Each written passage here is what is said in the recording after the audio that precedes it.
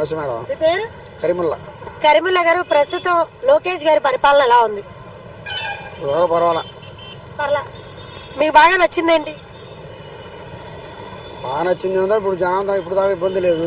ఇక ముందు ముందు అది ఇక వదిలేసిన పథకాలు మొదలితే అందరూ బాగానే ఉంటారు.